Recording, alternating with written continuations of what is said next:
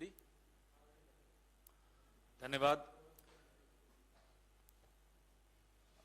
इस बात की तो हैरानी आप में से किसी को नहीं हुई होगी कि सीबीआई को श्री सत्यपाल मलिक के पीछे छोड़ दिया। वो होना ही था। हैरानी इस बात की हमें तो हुई, मुझे पूरा भरोसा है आपको भी हुई होगी, कि ये करने में 10 दिन क्यों लगा दिए साहब ने।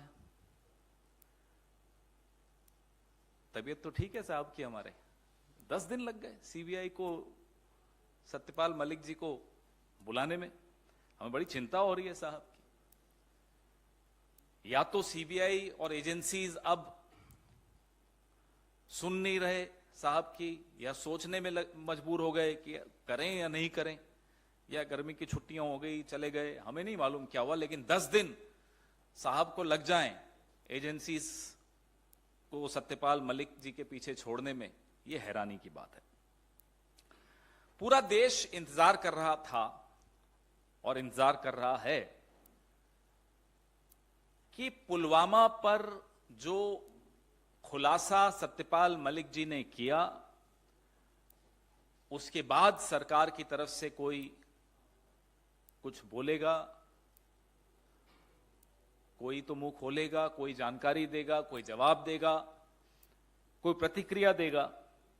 क्योंकि सत्यपाल मलिक जी ने बड़ा स्पष्ट तौर पे कहा था कि इंटेलिजेंस फेलियर था, सुरक्षा में चूक थी। 5 विमान अगर मुहैया करा दिए जाते जवानों को सीआरपीएफ के, तो ये आतंकी हमले से वो बच सकते थे। सरकार ने वो विमान देने से इनकार कर दिया।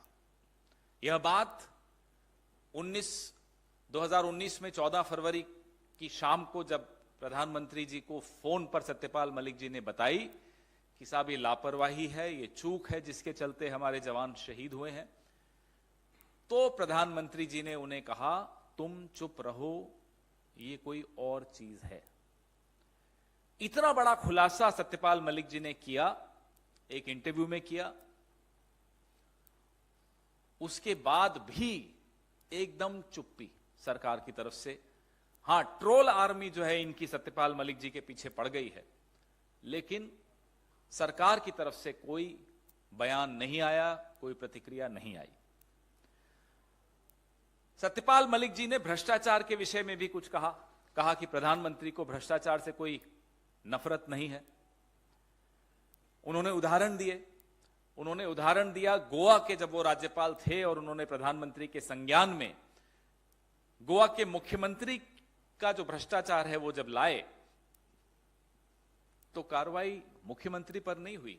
आज भी वो मुख्यमंत्री हैं, लेकिन सत्यपाल मलिक जी को आनन फानन में हटा दिया गया गोवा से।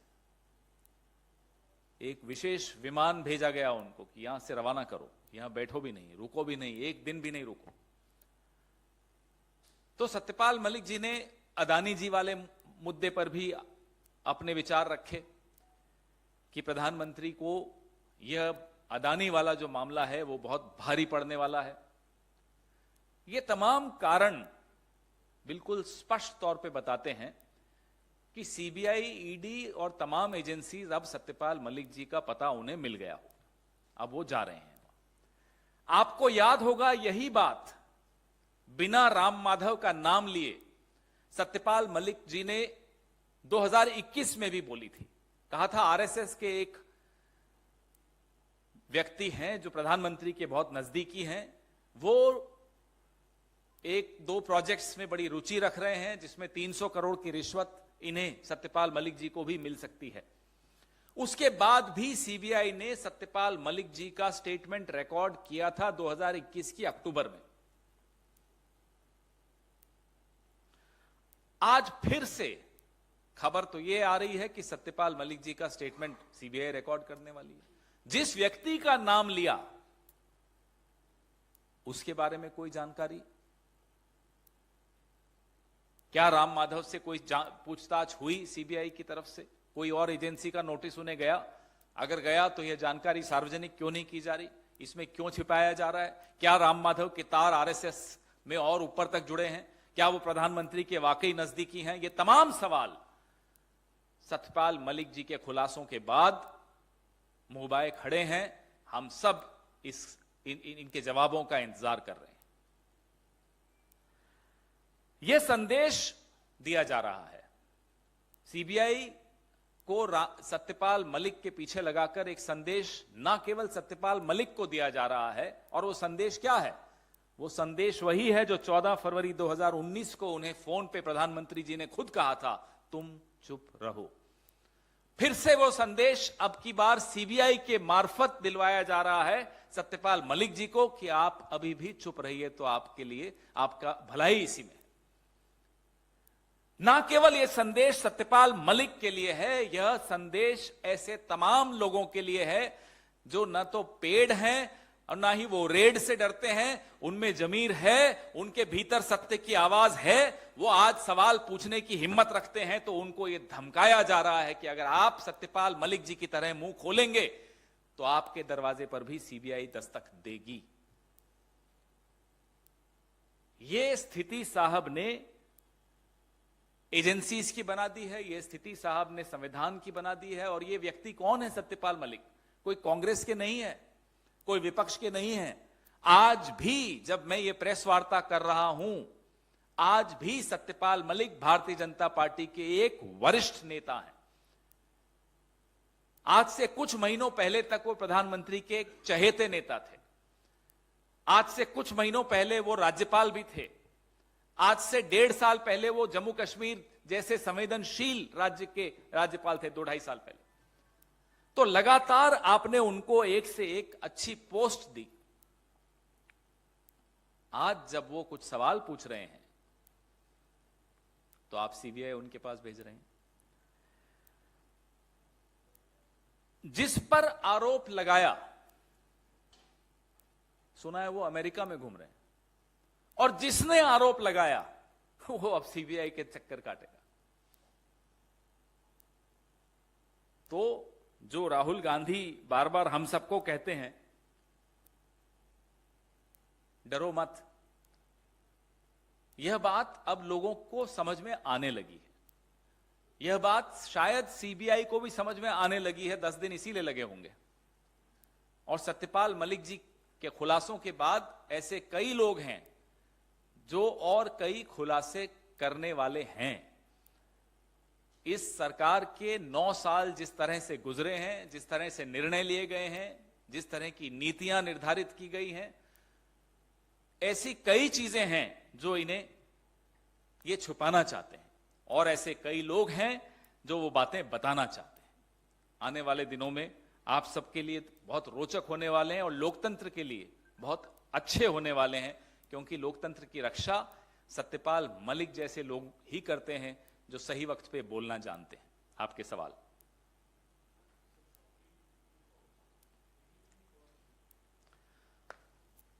We were not surprised when we heard that the CBI has summoned Mr. Satyapal Malik, the former governor of Jammu and Kashmir, the former governor of Bihar, the former governor of Goa and Meghalaya.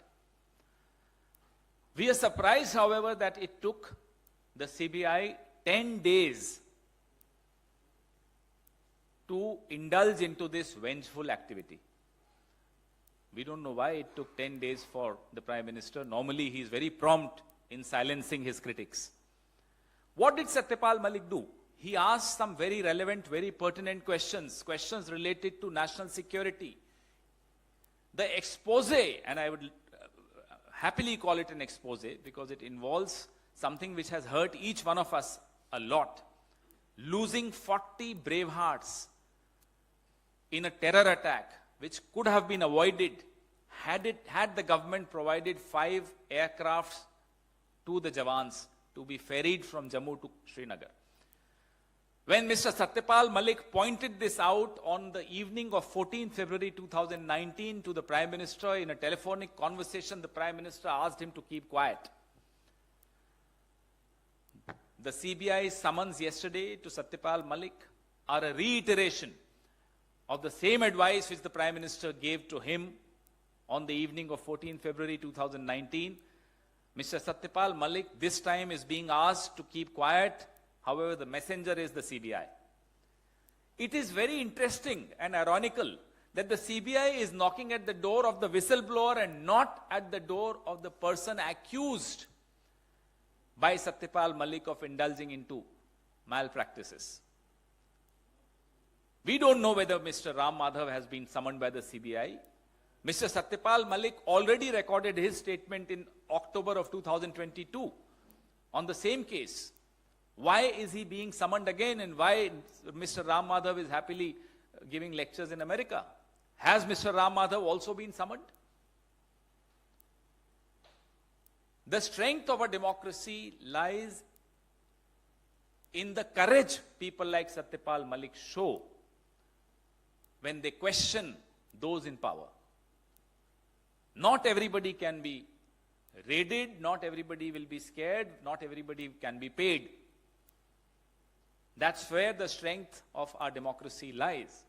We are waiting for answers on Pulwama. We are waiting for answers on the Prime Minister's proximity with Mr. Ram Madhav and Mr. Ram Madhav's proximity with some industrial houses. If it is true, these are very serious issues and we need answers. Your questions, please.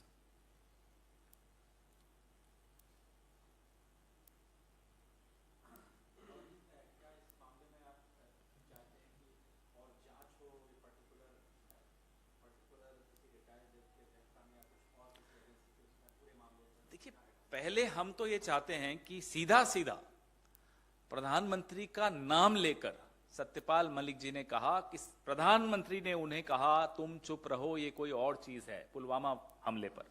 प्रधानमंत्री को सामने आके जवाब देना चाहिए। डोभाल साहब का नाम लिया, एनएसए का नाम लिया, उन्हें जवाब देना चाहिए। जवाब तो दीजिए। अभी फिर इसी हफ्ते हमने 5 जवान और गंवाए, उसी इलाके में गंवाए, टेरर अटैक में गंवाए। तो एक के बाद एक इस तरह की घटनाएं होती रहें और इतनी बड़ी घटना 40 जवानों की शहादत पे आपको जवाब नहीं मिल रहे, सरकार मुंह बंद करके बैठी हुई है। और ऐसे व्यक्ति ने यह बात कही है जो वहां के राज्यपाल थे, उस वक्त राज्यपाल थे। तो पहले उत्तर तो दें, फिर बात करेंगे जांच का।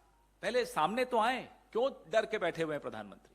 क्यों डर के बैठे हुए हैं डोभाल साहब? क्यों डर के बैठे हुए हैं गृह मंत्री और उस वक्त के गृह मंत्री? इन सबका नाम लिया उन्होंने।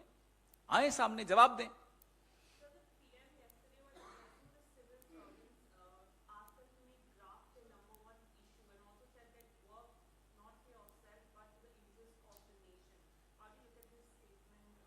And these are inane statements, especially when they come from a man who himself doesn't follow this advice.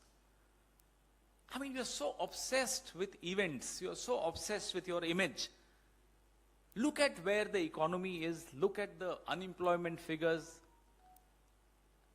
look at the misplaced priorities of the government, look at the situation on the borders with China. Anyway, good advice is good wherever it comes from, but people also question those who are giving this advice.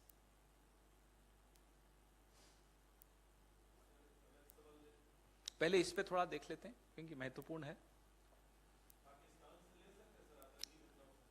आप करिए, चलिए पूछ लीजिए।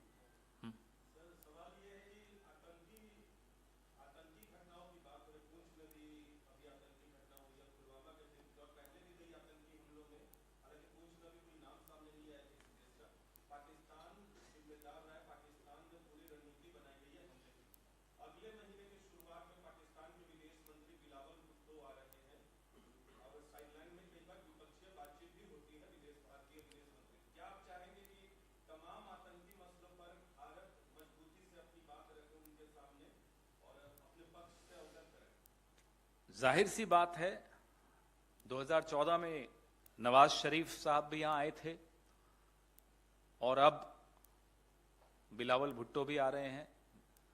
पूरा देश ये उम्मीद करता है अपनी सरकार से कि कड़े रुख से हम आंखों में आंखें डाल के पूछें, कुछ सवाल पूछें। बार बार बॉर्डर से, और इस बार पिछली बार भी आपने देखा आरडीएक्स लेकर आना कोई छोटी बात नहीं होती। तो इस पे जाहिर सी बात है, हम सरकार से उम्मीद करते हैं कि वो एक कड़ा रुख अपनाएगी और आंखों में आंखें डाल के बात करेगी।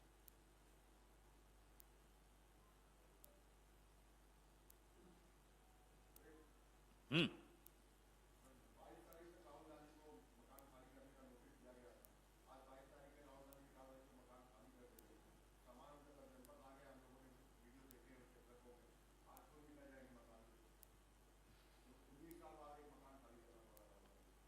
राहुल गांधी ने जिस तरह का अपना चरित्र सबके सामने प्रदर्शित किया है, इस बात से हम सबको सीखना चाहिए। साहेब कोठी और गुलाम एक पिक्चर बनानी चाहिए। पहले थी ना एक साहेब बीवी और गुलाम, तो अब एक नया उसका सीक्वल आना चाहिए, साहेब कोठी और गुलाम। तो ऐसे कई लोग हैं, हमें सीखना चाहिए। उसमें विलेन भी हैं, हीरो तो होंगे ही, कोई विलेन भी हैं। कि किसी भी चीज से, सरकारी कोठी से, पद से इतनी मोह नहीं हो जाना चाहिए कि आप अपने उसूलों पर, अपने सिद्धांत पर से समझौता कर लें। ये बात हम सबको सीखनी है, राहुल गांधी से सीखनी है। वो चाहते चुप हो सकते थे, वो चाहते माफी मांग के पीछे बैठ जाते, आराम से लोकसभा की सदस्यता भी रहती, घर में भी रहते, लेकिन उनकी प्राथमिकता है कि अपने सिद्धांत से समझौता किए बगैर संघर्ष करके जो गलत है वो गलत है और जो सही है वो सही है, ये साबित करना।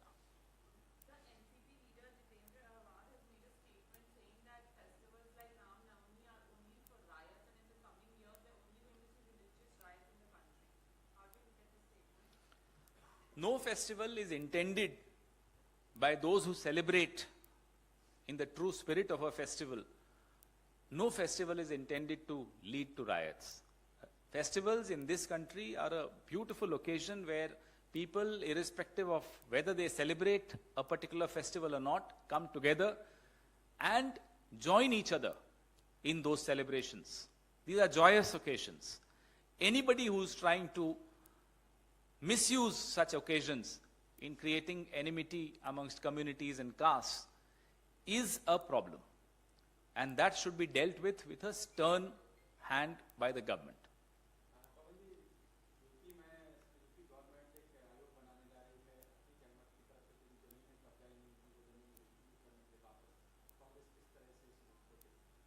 नहीं, इसमें तो क्या, इसमें हमारा क्या ओपिनियन होना चाहिए? हम इसमें कोई ओपिनियन नहीं रखते। करिए आपको जो करना है। जो नियमानुसार जो कार्रवाई एक सरकार को करनी चाहिए वो हर सरकार को करनी ही चाहिए। उसमें हम कोई राजनीतिकरण करके कोई उस पर टिप्पणी नहीं करेंगे।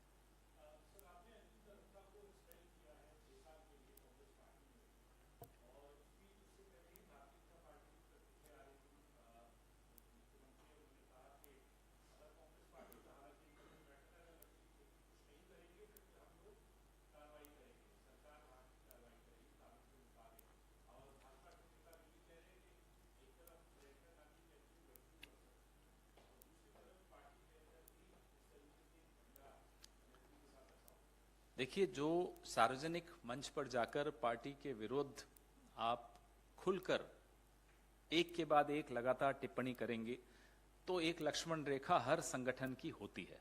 हाँ, मैं मानता हूं हमारे संगठन में वो लक्ष्मण रेखा संकुचित नहीं है। हम लोग बहुत लोकतांत्रिक रवैया रखते हैं, लेकिन संगठन हो या परिवार हो, एक लक्ष्मण रेखा हम सब निर्धारित करते हैं। तो उस लक्ष्मण रेखा को बार बार कोई उसका उल्लंघन करे तो कार्रवाई होती है। सर, आपने प्रेस ब्रीफ किया था, टीवी पैड पे सवाल उठाए थे, आप सवाल चुनाव आयोग से पूछा था। चुनाव आयोग में ये मामला पहुंच गया है, जानकारी पहुंच गई है, लेकिन जो हमें जानकारी मिली है सूत्रों के हवाले से वहां से कि कोई डिफेक्टिव नहीं है। कांग्रेस जो आरोप लगा रही है गलत है।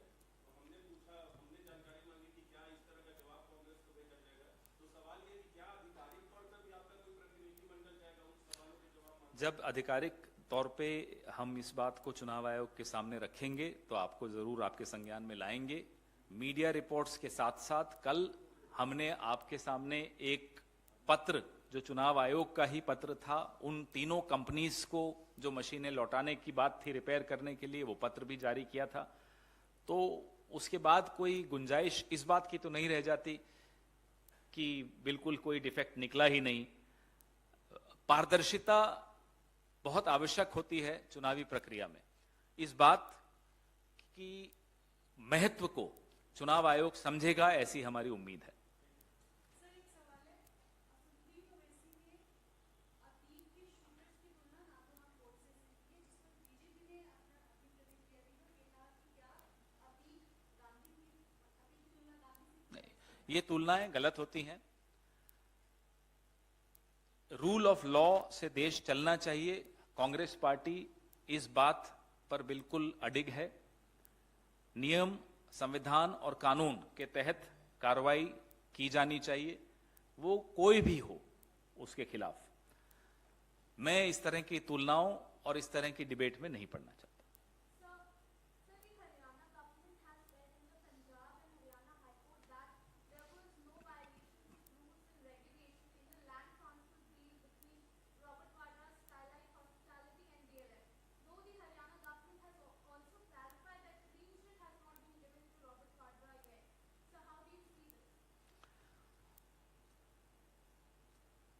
It's painful to see how Mr. Robert Vadra was hounded. And when I say hounded, it was not just by the then opposition, which was BJP, also the media, without an iota of evidence. Just because a particular political party was trying to paint him in a particular color, trying to defame him, I participated in hundreds of debates on the issue of Mr. Robert Vadra. Why? Where is the charge? What is the charge? Now, and this is a particular pattern, if you see, and I'll read it out. I was making a note on this. In the Bofors issue, we were given a clean sheet by the court. In the 2G issue, no scam was found. In the so-called coal scam, no scam was found. And now, in the issue of Mr. Robert Vadra, the same party's government, the party which went to town trying to defame Mr. Robert Vadra and through him the Congress party, now that party is in power. And that very government goes to the court and says no wrongdoing was found. Who all will apologize now? Will the media also introspect? I'm sorry, I'm very pained at this.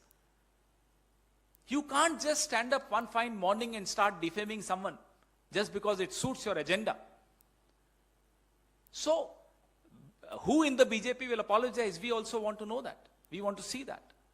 And all of us, whether we are in the opposition, whether we are in the media, whether we are in power, must introspect on the kind of campaigns we run against individuals who have nothing to do with politics, who are doing their legitimate businesses in a very legitimate manner, and you suddenly start attacking them, suddenly start defaming them. So I hope this is a wake-up call for all of us too, who indulge in this kind of character assassination of individuals.